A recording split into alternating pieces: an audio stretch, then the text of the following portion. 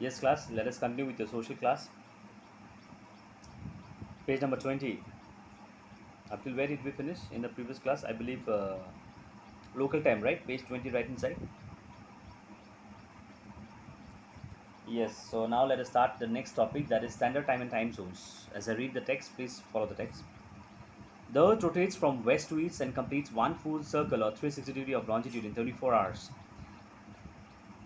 The time difference between two longitudes is 4 minutes. We have already discussed in the previous topic, right? Measuring time. Yes.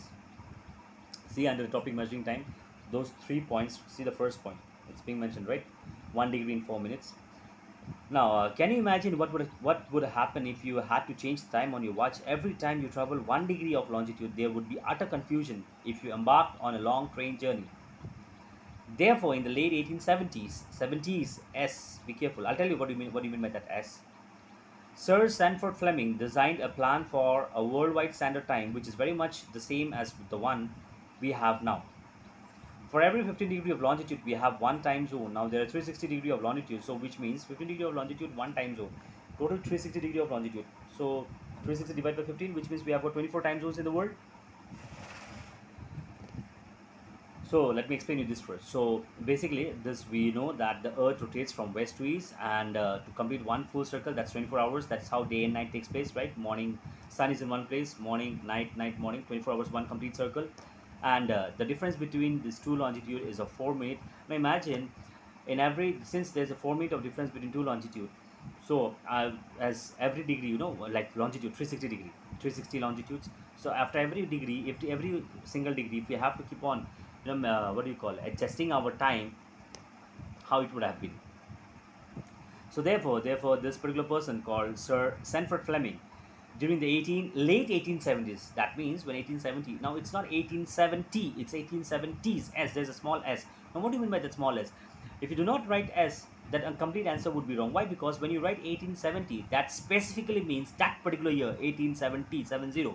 But when you mention s, which means it's not that particular year, but however, it's you can say this, what do you call it, 69, 68, 70. Not that means you don't know the exact date, exact year, but it's nearer to that particular year. So that's called it when we use the word s. That means I'm not sure about that particular year, okay, but it's somewhat nearby. That's what 1870s. So it was he who designed this plan for this, what do you call, standard timing, and the one which we have now, the one which we follow, it's because of him. So and he decided that for every 15 degree of longitude there will be one time zone. As a result, the world has got 24 time zones, as because we know there are 360 degrees of longitude. Now what is this standard time? Standard time is a time that that the resident of a time zone or a country follow. It is the local time of a central or standard meridian chosen by that country. The standard time zones often follow boundaries that are accepted worldwide. This may be either natural or political boundaries. Alright. In simple terms, standard time zone means the time which is followed by the people of that particular area or that particular country, zone, area, country. Okay. Now, when we choose a standard time zone, when we decide a standard time zone, there are certain boundaries that which needs to be kept in mind, which needs to be followed, and these boundaries are also accepted worldwide. It can be natural or it can be political boundaries as well. In India, the standard time zone, the local time zone is of 82 half degree east meridian. You see there's a figure 2.1 just right above that, page number 21. Look at the India map and see on top 75 degree east and 90 degrees. So that means 82 half degrees, which means it will lie between 75 and 90. So somewhere in between, okay. In India, the local time of 82 half degrees meridian has been selected as the standard time, and that is known as Indian Standard Time, or you can say IST. The 82 half degrees longitude passes through Allahabad, which lies roughly at the center. Yes, as I told you, 75 degrees, figure 2.1. 75 degrees, 90 degrees, yeah, 82. Just if you draw a line with the scale, you will see the line, it passes through somewhere, roughly through the center of our country, which is in Allahabad. See, there's an example given. For example, Rashid living in Hyderabad will watch the Wimbledon match at 5:50 p.m., whereas it starts at 1:20 p.m. in London, different time zone.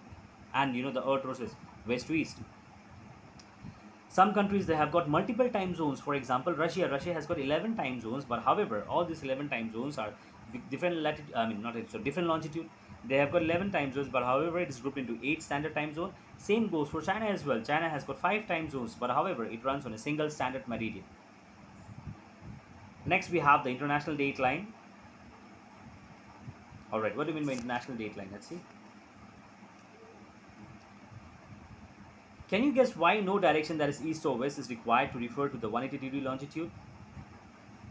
Yeah, we have discussed already, right? Because there is no east or west for 180 degree longitude, as because 180 degree you will find east also, and 180 degree you will find west as well, right? That's why total 360. Let's see. Yes, it is because, see, the answer is mentioned. And this question also, please mark it, question and answer both are framed. So you just need to go through. You don't have to, frame question answer. It's already given that why there is no east or west for, required to refer 180-degree longitude. It is because 180-degree longitude represent both 180 degrees and 180-degree west. It runs through the Pacific Ocean and it is called the International Date Line. Alright, another name, 100 degree east, 100 degree west. It runs through the Pacific Ocean and it is called the International Date Line. Even though it is not a straight line, but let's see how this international date line works. Now see, when you travel east across the international date line, you need to subtract a day. And similarly, when you gain a day when you travel west across. Yes, we have discussed this, that right?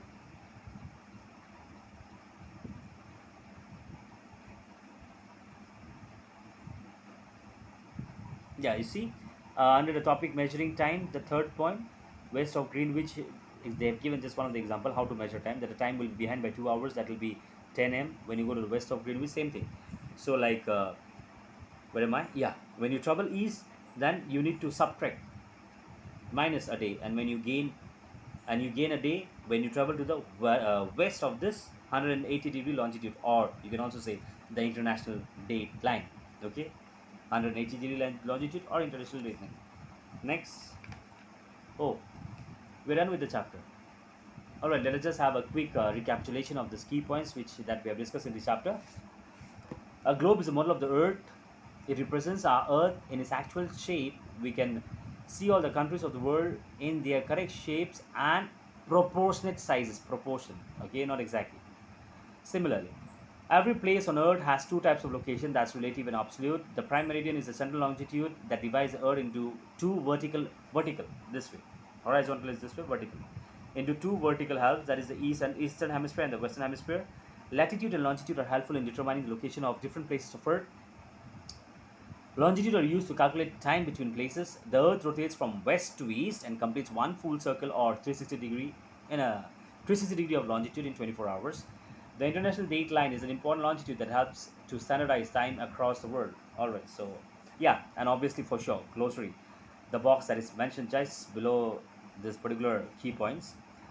You have to memorize, you have to be thorough with this glossary, okay, especially the meaning, because what happens is that when you frame sentences or when you speak, it seems like you are lacking words, you're unable to express your opinion, okay, or it is mainly because of you just a very handful of words. So this is where it will help you, okay, even in framing of sentences, which gives a good impression to the evaluator or to the teacher about you, about the particular student who he or she, the one who has framed the answers. So that's an addition. Yeah, so we're done with the chapter. Now you have exercise, that's fill in the blanks, take the correct answer, answer the question in brief, question in detail, and also a hot question, that is high order thinking skill. So yes, I'm done with my explanation. Each and every word of this chapter, each and every line has been explained. So now this exercise is your responsibility. The ball is in your court, right? I played the game, now it's up to you. Finishing up the exercise. So don't expect that everything will be, you'll just open your mouth and sit the way you are, and I'll just take a spoon and I'll feed it in your mouth. Open your mouth, eat the rice. No. Grown up kids, you must learn, you must develop that creativity of framing answers from your own. Okay. I have prepared the food, I have kept it for you, as I always say. Now it's up to you to serve the food, eat, wash the dish, wash the plate, and keep it back. And if you don't want to eat the food, it's you will be, who will be suffering from hunger, right? So my dish is prepared, it's being kept. That's up to you. Take out the food and eat. Frame the answers. Complete the exercise. That's what I mean. I hope you understood.